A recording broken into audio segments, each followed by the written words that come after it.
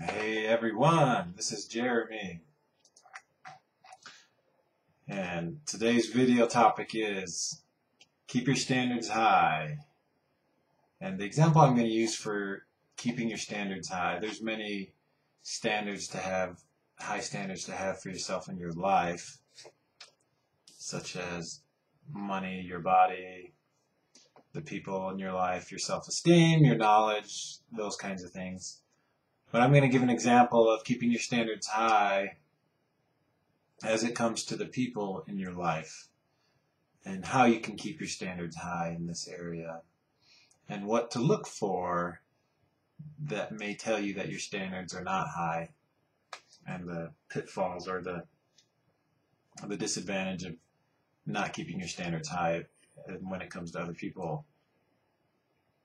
So imagine for you in your life, imagine that who you are right now is a direct result of what you've allowed to happen to you in your life. Who you've allowed in, what you've allowed yourself to do or not do. This creates who you are, what you think, what you do, what you don't do, what you allow to happen. Keeping your standards high is important if you want to become the next strongest version of yourself. You cannot do this if you have low standards, for you will always stay in a gutter. You'll always be in this valley, unable to get out until you set your sights high on a new you. Oh, it's weird trying to do this with the mirror effect in my webcam. You won't be able to reach that higher level without setting your sights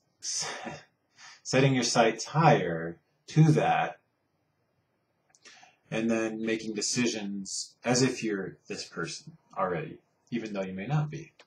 So here's the example I want to give with people. Generally, with people in your life, or the people you know, they fall into 4 different camps. Camp number 1, the person could really care less if you ever talk to them, and they generally don't respond at all if you try to contact them. If you try to call them, text them, you get nothing. And it doesn't even necessarily mean that this person hates you. It's just that this person doesn't want to respond to you. And who knows the mystery of why. But that's their behavior. That's how they're acting. So that's camp number 1. Camp number 2 with people is how they will respond in a lukewarm way, meaning you'll text or call or say hi to them and they'll say hi back. They'll say a few words and that's about it. But they'll generally respond just not very interactively. They're not terribly excited to hear from you, or at least it doesn't appear that they are. And there could be a ton of reasons why the person's response is like that. Don't worry about what that is. Just know that they're responding that way, and that's how it is. So that's camp number 2. We've got 1, couldn't care less. 2, the lukewarm. Camp number 3 is they are genuinely happy to hear from you or talk to you. These are close friends or family members or maybe a significant other or a boss at work, co-workers, whoever it may be. You call or text and they say, hey, it's great to hear from you. Awesome. You tell them about some project you're doing. They're like, that's so cool. Tell me about that. They are looking to be part of your life and understand you and what's going on. And you can tell when someone's this way is because they'll respond to you in a way where they will ask questions. They won't just send a few words and that's it. They're genuinely wanting to have you in their life. That's camp number 3. Camp number 4, this is an interesting camp. You almost need to be careful with camp number 4 because stalkers can get in this camp.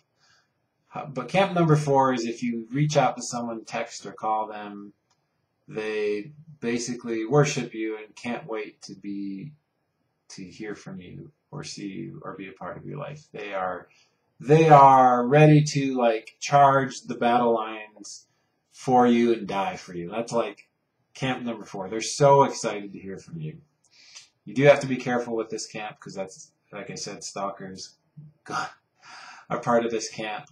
However, most people who are in this camp in your life, it's because you've done a fantastic job inspiring them, being a leader to them, building rapport with them such that they trust you unequivocally and they want to follow you. They want to be a part of your life and they're excited and ecstatic for you.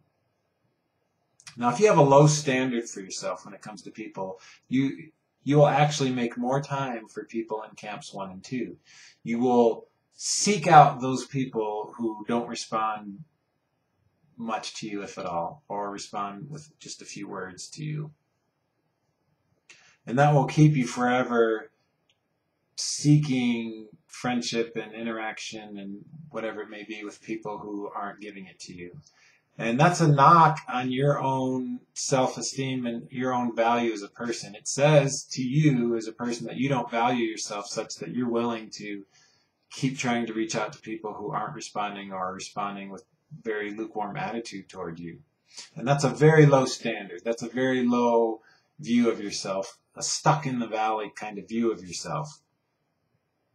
And you can certainly live your life that way. There's no right or wrong answer here. But I would ask you to consider that, is that something you're interested in, is continually trying to have people in your life that aren't trying to be in your life? Does that give you happiness and fulfillment and excitement? Or are you willing to raise your standard such that you will spend your time communicating with people in camps 3 and 4, those who are very enthusiastic to be in your life, who want to hear from you, who want to understand you as a person and be a part of your life. And when you give your time and attention to camps 3 and 4, that says to you that you value yourself and you only accept those people who are enthusiastic about your life. And it's a higher version of yourself. Now, you may know people in camps 1 and 2 that you think are just amazing. You may think, wow, this person has it all. And in reality, that person does not have it all if they're in camps 1 and 2 with you. They don't value you. And it may not mean that they don't want to talk to you. They could be really busy or something. It doesn't matter the reason.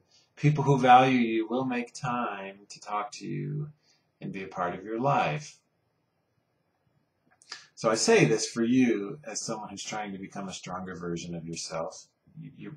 I'm sure you're not watching this video unless you have some kind of life goal to become a better person or understand life more. And this is one key reveal for me in my life and how I treat my dealings with people. Is I will talk to someone a few times, reach out to them a few times, and if I'm not hearing anything or getting a sense that that person is interested in my life and who I am, I don't waste my time on that. It doesn't matter if that person is a Greek god or a Greek goddess. It's a moot point. It's a moot point. I will never chase after someone who's not showing enthusiasm for me in my life. It's just not worth it, and it's a higher standard because now you're filtering people out instead of just hoping someone will talk to you. You are consciously choosing who to let into your life. A much higher standard for yourself. And when you do this, your own self-worth and value grows. And now all of a sudden you start to realize your value and your worth, and you're much more apt to stand up for yourself, to go for what you want.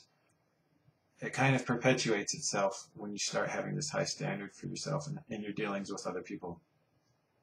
So there you go. That's your quest. Your quest from watching this video is to look at the people you know in your life. Are you chasing and trying to talk to people who aren't giving you the time of day? Or are you only spending time with people who are enthusiastic about you in your life?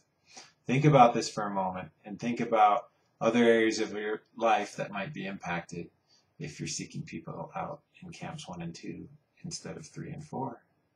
There you go. Thank you so much for watching. We'll see you in the next coaching video.